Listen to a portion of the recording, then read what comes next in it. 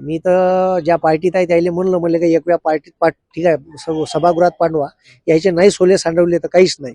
तिथं काय भ्याचं काय कोणाच्या बापात 10-5 खाल्ले थोडी आपण. ठीक आहे, का करण जास्तीत जास्त. ठीक आहे, का आमदारकीची सीट भेटू नाही देईन, नाही तर होऊ नाही देईन. पवार साहेब सकाळी एवढं वय असताना 8:30 वाजता खुर्चीवर बसून राहते आणि लोकांच्या भेटीसाठी तयार असतात. ठीक आहे, हा फरक मला जाणवला का नेता कसा असायला पाहिजे.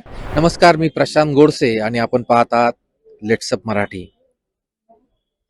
सोशल मीडिया असो, ट्विटर असो किंवा फेसबुक असो, आजच्या तरुणांमध्ये ज्यांची क्रेज आहे, विदर्भातील सुपुत्र नितेश कराळे गुरुजी, त्यांना कराळे मास्तर म्हणतात. कराळे मास्तर आपल्या सोबत आहे. मास्तर, लेट्सअप मराठीमध्ये आपलं स्वागत. नमस्कार. नमस्कार. शेतकऱ्याचा मुलगा म्हणून तुम्ही जन्माला आलात, कराळे मास्तर, आणि आता कराळे नेता म्हणून तुम्ही आता वावरताना दिसतात. दोन्हींमध्ये तुम्हाला कोणत्या रोलमध्ये राहायला, जगायला आवडेल? नाही, मी नेता नाही आहे. मी सर्वसामान्य कुटुंबातून आलो आहे आणि जे लोकांचे खरे प्रश्न आहेत ते या भवनात गेले पाहिजे. ठीक आहे, असा माझा जेन्युइन प्रश्न असते. ठीक आहे, मी तर ज्या पार्टीत आहे त्याला म्हणलं का एक वेळा पार्टीत ठीक आहे सभागृहात पाठवा, यायचे नाही सोले सांडवले तर काहीच नाही. असे मुद्दे आहे का जे सरकार त्याच्याहून भरकटून देते. ठीक आहे, आणि मला नेता म्हणून घ्यायची काही शौक नाही आहे, कारण मी हे मुद्दे आताच मांडत नाही. मी कोरोनाच्या अगोदर, व्हायरल व्हायच्या अगोदर बी मुद्दे मांडायचो, कोरोनात व्हायरल झाल्यानंतर बी मुद्दे मांडायला लागलो. ते फक्त फरक एवढा पडला का आता ते मुद्दे महाराष्ट्र लेवलवर चालले आणि लोकांचे जेन्युइन मुद्दे आहे. मग महागाईचे असो, बेरोजगारीचे असो, शाळा बंदचे असो, ठीक आहे, सरकारनं कॉन्ट्रॅक्ट भरतीचा GR काढला तेव्हा घेतलेलं आंदोलन असो, ठीक आहे, असे अनेक मुद्दे मी घेतले, आंदोलन केले, केसेस अंगावर घेतल्या. आता एवढं मोठं शेतकऱ्याचं आंदोलन झालं. ठीक आहे, तर ते शेतकऱ्याचं पोरग असल्यामुळे ज्याची जळते त्याला कळते, त्याच्यामुळे आपण असलो पाहिजे. ठीक आहे, म्हणजे बोले मी क्लासेस बंद ठेवून 5 दिवस क्लासेस बंद ठेवून आंदोलनात होतो. ठीक आहे, पोटा पाण्याचा प्रश्न असून पोटेल सांगितलं की आपल्या बापाचं कर्ज माफ झालं पाहिजे आणि आपण आंदोलनात गेलो पाहिजे. माझ्यासोबत मी पोटे घेऊन आलो. ठीक आहे, आणि मी आंदोलनात होतो.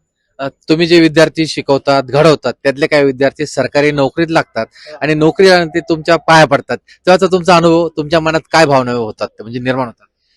नाही, एक सरकारी नोकरीत पोरग लागल्यावर 60 वर्षासाठी त्याचा संसार सुखाचा होते आणि त्याचा जो आनंद आहे, म्हणजे मी लागलो नाही, मी 8 परीक्षा MPSCच्या नापास झालो, पण मी लागलो नाही म्हणून मी माझा आनंद त्याच्यात पाहतो का बा आपण नाही लागलो, पण आज आपण अनेक पोरांना घडवत आहे. आणि 60 वर्षासाठी, म्हणजे एखादा माणूस एका वर्षासाठी त्याला पोटा पाण्याला लावून, पण आपण 60 वर्षासाठी जेव्हा लावतो आणि तो पोरगा आपला आशीर्वाद घेऊन जाते, तर त्याचे एक वेगळे फील आपल्या मनात येते का चला बा आपल्या हातून काही चांगले कामं होत आहे. पण तुम्ही एका मुलाखतीत म्हटलं आहे, मी शिक्षक आहे म्हणूनच मी नेता आहे. नाही, असं वगैरे काही नाही. मी पहिले शिक्षक आहे म्हणून लोक मला आता नेता म्हणायला लागले, त्याला काही विषय नाही आहे. ठीक आहे, आणि नेता बेता मी काही अजून झालेलो नाही आणि नेता व्हायचं बी नाही. जमिनीवर आहे, जमिनीवर राहिलं पाहिजे माणसानं आणि जमिनीवरचे मुद्दे मांडले पाहिजे, जे लोकांचे खरे मुद्दे आहेत. खरं तर तुम्ही जर आपण विचार केला, लोकसभा निवडणूक असो, विधानसभा निवडणुकीमध्ये तुम्ही शेतकऱ्यांचे प्रश्न असो, विद्यार्थ्यांचे प्रश्न असो, तरुणांचे प्रश्न हे वेळोवेळी मांडले आणि अग्रेसिव्ह झाले, व्हिडिओच्या माध्यमातून असो किंवा सोशल मीडियाच्या माध्यमातून. मात्र तुम्ही विधानसभा निवडणूक म्हणजे लोकसभा निवडणुकीसाठी पक्षाकडे तिकीट मागितलं होतं, ते तुम्हाला मिळालं नाही. तुम्ही तसा विचार करता मातोश्रीवर देखील गेला होता, मात्र तुम्हाला वेळ दिली गेली नव्हती नंतरच्या काळामध्ये. काय वाटतं तुम्हाला, का तिकीट पक्षाकडनं तुम्हाला नाकारलं गेलं होतं? नाही, मी मातोश्रीवर तिकीट मागासाठी नव्हतं, मी लोकसभेचं तिकीट नाकारलं. तेव्हाचा मुद्दा नाही आहे तो. मी कोण्याच पक्षात नव्हतो तेव्हा. मी हे जे सुरत मार्गे गुवाहाटी पळाले होते, तर मी माझ्या युट्यूब चॅनलवर, माझं जे चॅनल आहे फिनिक्स अकॅडमी वर्धा, या चॅनलवर असे अनेक व्हिडिओ टाकतो, म्हणजे अभ्यासाचे तर टाकतोच आणि पॉलिटिकल टाकतो. म्हणजे शिवसेना कोणी संपवली असा एक व्हिडिओ आहे. त्या व्हिडिओमध्ये मी एक रेफरन्स दिला होता, आसाम मधल्या मुख्यमंत्र्यानं आपल्या त्याला जे हे भेटते मुख्यमंत्री आवास, त्या आवासात आत्महत्या केली होती आणि त्याला जमेदार BJP होती. तर त्याची केसचा रेफरन्स देऊन मी तो व्हिडिओ समजून सांगितला होता आणि तो व्हिडिओ बहुतेक मला वाटते 4-5 मिलियन लोकांनी पाहिला. खूप व्ह्यू गेले त्याला. आणि त्याच्यानंतर मग मी उद्धव ठाकरे साहेबांना भेटायला गेलो, वेळ घेतली होती, पण तिथं तिची नियम व प्रोटोकॉल दुनियाभराचे पाहिले होते मी, तर ते मला आवडलं नाही ते. म्हणून मग ते तुम्ही तुमचं स्पष्ट मत जाहीर केलं होतं तिथं, माध्यमांशी देखील बोलला होतात. तुम्हाला भीती नाही वाटली का, तुम्ही एवढं स्पष्ट बोलत होता तिथं बाहेर माध्यमांशी? नाही तिथं काय भ्याचं काय कोणाच्या बापात 10-5 खाल्ले थोडी आहे आपण. ठीक आहे, का करण जास्तीत जास्त. ठीक आहे, का आमदारकीची शीट भेटू नाही देईन, नाही तर होऊ नाही देईन. ठीक आहे, बरोबर आहे. बरोबर आहे. त्याच्यामुळे आपल्याला काही भीती नाही आहे. आपलं युट्यूब चॅनल आहे. ठीक आहे, लोक असे पाहिजे आपल्याला आणि असंही आपल्याला सडेतोड बोलणारा माणूस म्हणून पाहिजे. आपण बोललो पाहिजे, जे चुकीचं आहे त्याच्या विरोधात बोललो पाहिजे. ठीक आहे, हा अनुभव मला पवार साहेबाच्या म्हणजे बाबतीत वेगळा जाणवला. पवार साहेब सकाळी एवढं वय असताना 8:30 वाजता खुर्चीवर बसून राहते आणि लोकांच्या भेटीसाठी तयार असतात. ठीक आहे, हा फरक मला जाणवला का नेता कसा असायला पाहिजे. मला असंही जाणवलं का ते जवानपणात किती वाजता भेटत असन. तर मला लोक सांगायचे जुने का पवार साहेब सकाळी 6 वाजताचे विजिटिंग टाइम द्यायचे जवानपणात. ठीक आहे, आणि 2 तास भेटल्यानंतर ते लगेच पुन्हा त्याचे कार्यक्रम जिथं असले तिथं चालले जातात. तर त्याच्या सहवासात मी 50-55 सभा लोकसभेला घेतल्या, विधानसभेला जवळपास 22-25 सभा घेतल्या. तर ते त्यांच्याकडून बरंच काही शिकायला भेटलं. आज त्यांचा वाढदिवस आहे. मला त्याच मुद्द्यावर यायचं होतं. पवार साहेबांचा आज वाढदिवस आहे. अनेकांनी त्यांना फोनद्वारे किंवा समक्ष भेटून शुभेच्छा दिल्या. काल दिल्लीमध्ये काँग्रेसचे महत्वाचे नेते होते, सोनिया गांधी होत्या, राहुल गांधी होते, उपमुख्यमंत्री अजित पवार होते, राज्याचे उपमुख्यमंत्र्यांनी त्यांना फोन केला, एकनाथ शिंदेंनी. तुम्ही फोन वगैरे करून साहेबांना शुभेच्छा दिल्या का?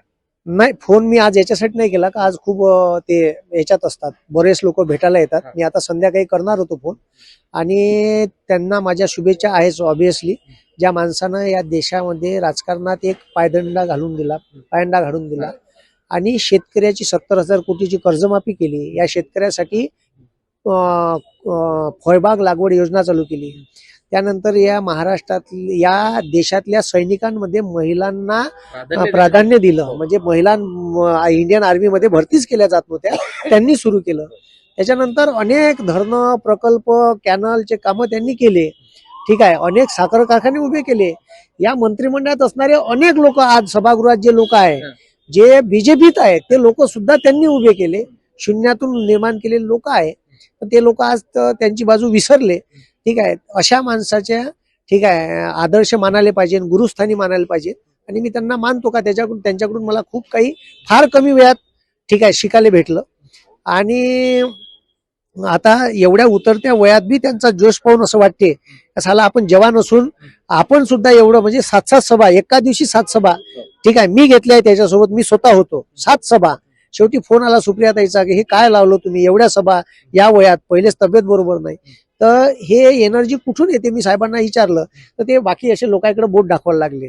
म्हणजे हे तुमच्यामधून बा एनर्जी मला भेटते आणि म्हणून मी हे असं काम करत आहे. त्यांच्या दिवशी मी आरोग्यदायी त्यांना दीर्घायुष्य लाभो ही शुभेच्छा तुमच्या चॅनलच्या माध्यमातून देतो.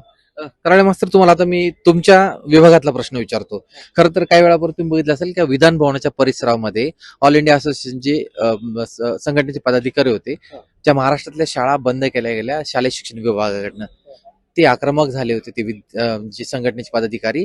त्यांचं म्हणणं होतं की शाळा ज्या पुन्हा सुरू करा म्हणजे त्यांचा पोटा पाण्याचा प्रश्न सुटेल. अशा ज्या शाळा बंद होत आहे याला नेमकं जबाबदार कोण आहे? याला सरकारी व्यवस्थाच जबाबदार आहे. माग जे सुरत मार्गे गुवाहाटी सरकार होतं त्यानं 60,000 शाळा बंद करायचा GR काढला होता. मग खूप महाराष्ट्रातल्या ग्रामपंचायतीनं ठराव पाठवले, पण त्यांनी तो आदेश मागं घेतला खूप विरोध झाल्याच्या नंतर. तरी आता ते काय करत आहे, एवढे मोठा आकडा दिसते म्हणून टप्प्याटप्प्यात बंद करायच्या बा. आता 18,000 शाळा बंद करायचा आदेश काढला. आता मला सांगा, एखादा खेड्यातला मुलगा आहे, गोरगरिबाचा आहे, तो 30,000 रुपये कॉन्व्हेंटची फी भरू शकते का? आणि दुसरी गोष्ट, त्याचा पोरगा पाठवाले बाहेर गावले 10-15 किलोमीटरवर गाडी लावा लागते, त्या गाडीची पैसे द्यायची त्याच्यामध्ये सोय नाही राहत. मग त्यानं पोरगा शिकवायचा नाही का? उद्या हे या सरकारचं असं धोरण आहे, हे पोरं शिकले नाही पाहिजे आणि हे शिकले नाही तर रोजगार मागणार नाही. ठीक आहे, हे बेरोजगार राहील. त्याच्यानंतर अनेक बीजेपीचे लोक, आता MP ची एक मंत्री आहे, ठीक आहे, लेडीज मंत्री आहे, त्या मंत्रीचा बहिणीचा नवरा, तिचा सक्का भाऊ चरस गांजा अफीमच्या तस्करीत सापडला. एक हे काटोलचं पोट्ट सापडलं भारतीय युवा मोर्चाचं, त्याच्या सामाजिक संघटनेचं नाव शेर भगतसिंग आहे. ठीक आहे, ते पोट्ट त्याच्या घरी 6.5 किलो गांजा सापडला. तो गांजा ओरिसातून आला, 4 राज्यामध्ये बीजेपीचे लागते, त्याच्या बॉर्डरवर क्रॉस करून आला, म्हणजे बीजेपीच्या नेत्याशी संगमत आहे. यायचे लोक या तस्करीत आहे आणि शाळा न शिकलेल्या पोट्ट्याले अफीम गांजाच्या आहारी लावायचं, गंजडी बनवायचे. ठीक आहे, म्हणजे हे पोट्टे सहज शाळा शिकणार नाही, नशेडी होईल आणि 500 रुपयात यायचे झेंडे वाईन आणि यायले मतदान करण. ठीक आहे, अशी व्यवस्था नरेंद्र मोदी पासून तर देवेंद्र फडणवीस पर्यंत इथं आणण्याच्या तयारीत आहे. आणि हे प्रत्येक राज्यात चालू आहे. युपीच्या शाळा बंद केल्या, एमपीच्या बंद केल्या, महाराष्ट्रातल्या बंद केल्या. आतापर्यंत या देशातल्या 1.5 लाख शाळा बंद झाल्या आहेत. अधिवेशन तर नागपूरमध्ये सुरू आहे. नागपूरच्या प्रश्नावरती सत्ताधाऱ्यांनी काहीतरी निर्णय घेतले पाहिजे, घोषणा केली पाहिजे असं म्हटलं जातं. तसा करार पण आहे. मात्र सर्वात जास्त बघितलं जातं तर महाराष्ट्रातील मुंबई असो, पुणे असो, या भागातलेच प्रश्न उपस्थित लक्ष वेधून पाहिले जाते असं बोललं जाते. नागपूरच्या प्रश्नाबाबत सरकार गांभीर्याने घेत नाही का? सगळ्यात मोठा तर देवभाऊचाच हात आहे. देवाभाऊनं सुरजागडले फॅक्टरी आणली. ठीक आहे. तिथं नरेंद्र मोदी म्हणते एक पेड माँ के नाम, आणि इकडं म्हणते पुरा जंगल अदानी अंबानी के नाम. विशेष लक्ष आहे गडचिरोलीवर. ठीक आहे. मोठा प्रोजेक्ट आणला. ठीक आहे. म्हणजे वरपासूनच लोहखनिज आहे. जिथं माल आहे तिथं यायचं पहिले लक्ष जाते. ठीक आहे. ते बंद जंगल जे या महाराष्ट्र विदर्भाची ओळख आहे. ठीक आहे का. इथं या महाराष्ट्रातले 6 व्याघ्र प्रकल्प आहे, 5 विदर्भात आहे. ठीक आहे. 6 नॅशनल रिझर्व आहे. ठीक आहे. तर ते 6 पैकी 5 विदर्भात आहे. म्हणजे जंगल संपदा आहे, नद्याले पाणी भरभक्कम आहे. पण या विदर्भाचा भकास केल्याशिवाय हे सरकार ठेवणार नाही. विदर्भाचा तर विकास करायच्या मागे इथं आहे नाही. मला वाटते आतापर्यंत हे जे अधिवेशन महाराष्ट्र निर्माण झाल्यापासून भरवण्यात येते 10 लाख करोड रुपयाचा अनुशेषण विदर्भाचा या महाराष्ट्रावर. तो सरकारी नोकऱ्यात आहे, तो विकासात आहे. ठीक आहे. ते धरणाच्या म्हणजे जलसिंचन योजनेत आहे. ठीक आहे. आणि सगळ्या रस्त्या बिस्त्याच्या सगळ्या याच्यात आहे. ठीक आहे. हे अधिवेशनच विदर्भाच्या डेव्हलपमेंटसाठी भरवण्यात येते. पण हे अधिवेशन तुम्हाला खरं सांगतो, हे आमदाराची पिकनिक आहे. हे इथून झालं का हे ताडोबा मेघाट मस्त इकडं तिकडं जाईन फिरण. आता संत्र निघते, आंब्याबाराचे संत्र आहे. हे संत्र पेट्या घेऊन भरून जाईन आपल्या घरी. ठीक आहे. सांगितले असं कृषी अधिकाऱ्याला का बाबू संत्र पेट्या भरून घेऊन येजो. ठीक आहे. आणि हे असंच आहे. हे दरवर्षीप्रमाणे तुम्ही म्हणाल तर मी तुम्हाला ह्या आमदाराला पकडून बी देऊ शकतो गव्हर्नमेंटच्या रेस्ट हाऊसवर. हा. बरं, आता तुम्ही व्याघ्र प्रकल्प वगैरे यांचा मुद्दा घेतला, त्यात अजून एक महत्वाचा मुद्दा, वन मंत्र्यांनी सांगितलं आहे की आता बिबट्यांना जो आहे त्यांना कंट्रोल करण्यासाठी आता शेळ्या मेंढ्या सोडल्या जाणार आहे. 1 कोटीच्या पुढची तो आकडा असणार आहे, 1000 कोटींचा तो आकडा आहे. ह्या प्रश्नाविषयी म्हणजे ह्या अशी जी घोषणा आहे याविषयी तुम्हाला काय वाटतं? मला असं वाटते का सरकारनं बिबट्या आणि वाघांसाठी शेळ्या मेंढ्या सोडणार आहे. तर हे असं झालं का जर बलात्काराचं प्रमाण वाढलं असन तर तुम्ही गंगा जमुना सारखे गावागावात ठिकाणं चालू करा. ठीक आहे. Red light area. हा. हे त्याच्यावरचं सोल्युशन आहे का? हा. म्हणजे अक्षरशः मला हसा येऊन राहिला.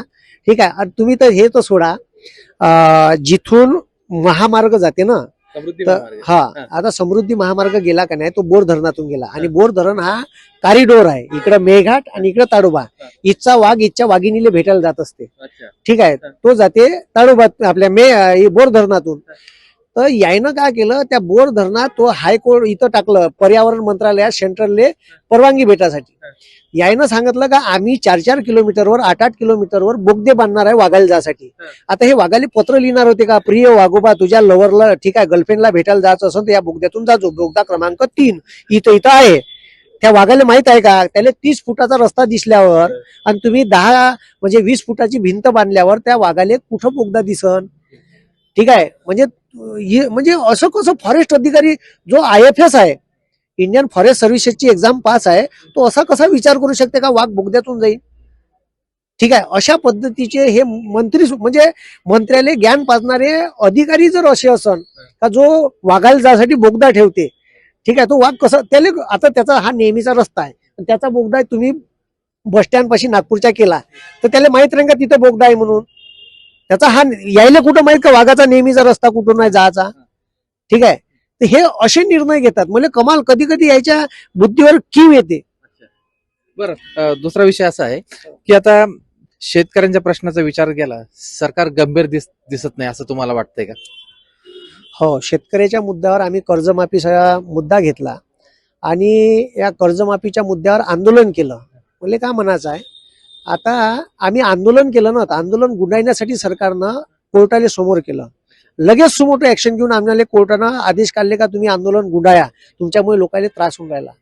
आता केंद्र सरकारची नामुष्की समजा का इंडिगो सारखा प्रश्न निर्माण झाला आणि किती लोकांना नाहक त्रास झाला. मला काय म्हणायचं आहे, कोर्ट झोपलं होतं का? आता काऊन सुमोटो ऍक्शन नाही घेतली कोर्टानं?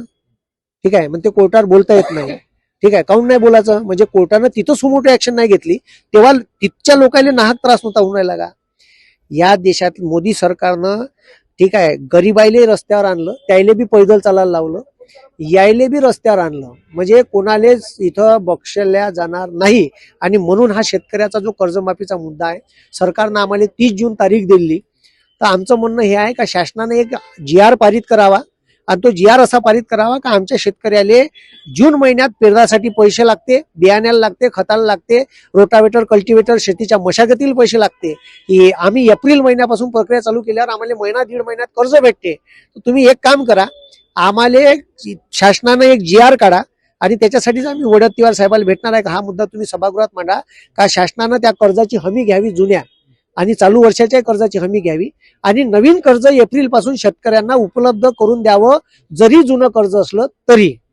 ठीक आहे, आणि जर बँक आदेश देत ठीक आहे आदेश पाळत नसन GRचा तर त्या मॅनेजरवर कारवाई करावी.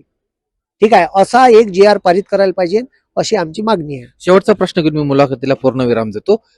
तुम्ही आता सरकारवर टीका करताय, सरकारमधील बाबू जे आहे अधिकाऱ्यांवर टीका करताय, म्हणजे तुम्ही सांगताय लक्ष करतायत ना. मग तुम्ही जे नव तरुण आहे, जे शेतकरी पुत्र आहे, जे शिक्षण घेता विद्यार्थी आहे, जे तरुण आहे, त्यांना तुम्ही काय आवाहन कराल? त्यांना हेच आवाहन करीन का या देशातली लोकशाही सध्या धोक्यात आली आहे आणि रस्त्यावर उतराचं काम पडलं तर एक दिवस उतरा लागेल. ठीक आहे, कारण हे सरकार मुजरीनं आलेलं आणि चोरून आलेलं सरकार आहे. म्हणून हे सरकार आता हे पुरा ऑल इंडिया स्टुडंट फेडरेशनचे पाहिले ना, ठीक आहे, म्हणजे या देशाची लोकशाही धोक्यात आली आहे. त्या लोकायले मंत्री वेळ नाही देऊन राहिला शाळाबंदीच्या मुद्द्यावर. ठीक आहे, आणि जर वेळ देत नसन, ऐकून घेत नसन, तर मग हे लोकशाही राहिलीच नाही ना या देशात. म्हणून पोरायला एवढंच सांगणं आहे का उद्या तुमच्या नोकऱ्या गिवकऱ्या घाला चुलीत, त्या बी राहणार नाही. जर हे सगळे प्रायव्हेटायझेशन मुक्या आणण्याला इकायला लागले, उद्या आरक्षण राहणार नाही, नोकऱ्या राहणार नाही आणि सगळे हे त्याच्या हातात देऊन देईन. आणि मस्त मग म्हणतो मग हे विधान भवन घेऊन बी त्या मुक्या आणण्याला इकून टाका, साल्याला ठेवताच कायले. ठीक आहे, हे बी इकून टाका, तुमची कायली गरज आहे मग त्यालाच द्या. ठीक आहे, तुम्ही काय राहता, देऊन द्या सगळे प्रायव्हेटायझेशन, त्याचं बी सरकारचं बी प्रायव्हेटायझेशन करून टाका. धन्यवाद. हे होते नितेश कराळे सर. त्यांनी म्हटलं आहे की लोकशाही धोक्यात आली आणि ती वाचवण्यासाठी सर्वांनीच एकजूट झालं पाहिजे. प्रशांत गोडसे, लेट्स मराठी, नागपूर.